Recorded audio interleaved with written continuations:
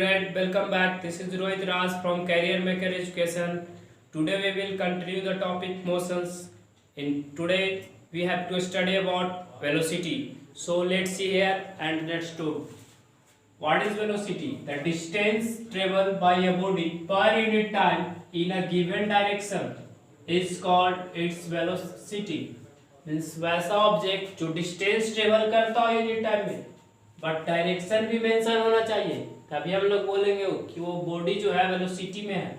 Means कोई car यदि है, अब वो कार यू इस तरह से मैंने ड्रॉ कर दिया, अब वो कार चल रहा 20 kilometre per hour. Here notice its velocity, it is a speed, but when we write 20 kilometer north, whatever direction, if we mention direction, then it is called velocity. Then we can say that this car is in the velocity of 20 kilometer per hour. If we mention direction, then we call its velocity. We can also define another language. The physical quantity which have both a speed as well as direction means what? वैसा object, वैसा body जिसके पास speed हो as well as direction हो, उसको हम लोग बोलते हैं velocity. Means speed with direction. हम लोग क्या कर सकते हैं, यहाँ पे आप देख सकते हैं कि 20 किलोमीटर पर आवर क्या स्पीड है और नॉर्थ क्या है, this is direction.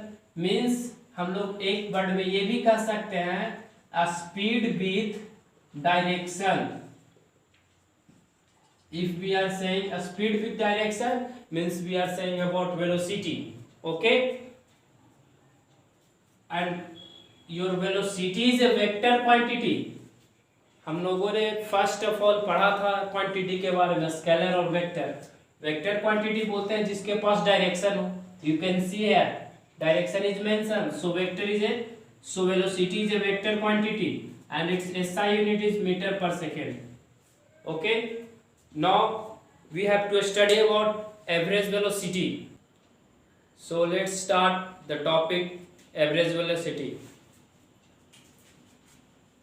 If the velocity of a body in a particular direction changes continuously, वैसा ऑब्जेक्ट का वेलोसिटी जो कंटिन्यूअसली वेलोसिटी उसका चेंज कर रहा हो कोई भी पार्टिकुलर डायरेक्शन में, अभी आप हम लोगों ने पढ़ा था that is north direction, east direction, कोई भी डायरेक्शन हो उसका वेलोसिटी कंटिन्यूअसली चेंज करते रहेगा, तब हम लोग एवरेज वेलोसिटी निकालते हैं।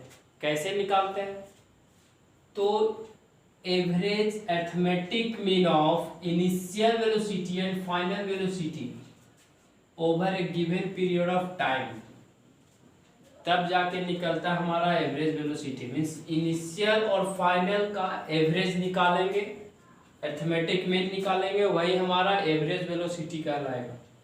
Initial velocity plus final velocity divided by 2।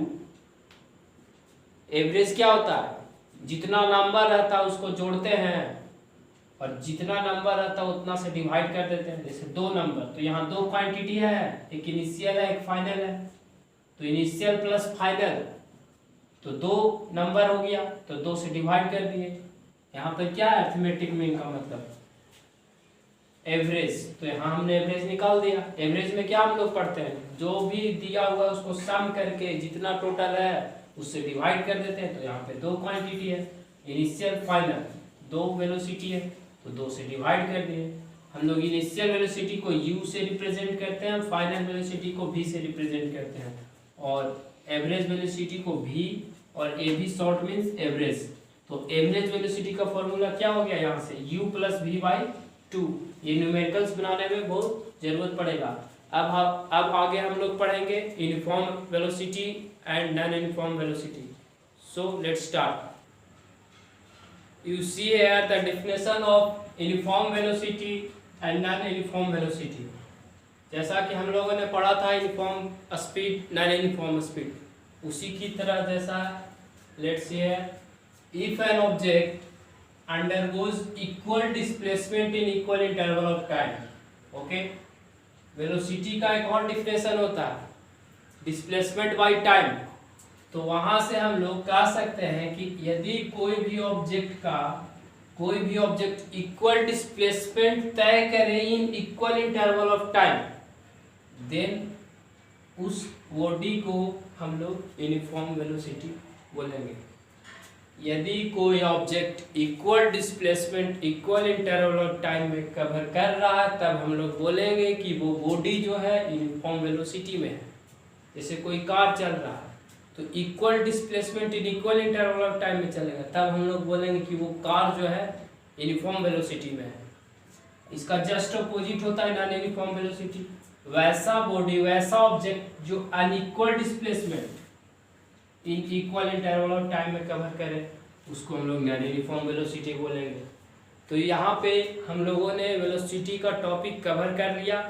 Velocity पढ़े, एवरेज वेलोसिटी पढ़े, uniform velocity, non uniform velocity.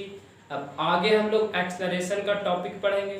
तो यहाँ पे एक बात हमने वहाँ पे नहीं बताया था कि जो एवरेज वेलोसिटी होता है उसका एक और फॉर्मूला होता है, total displacement by total time taken.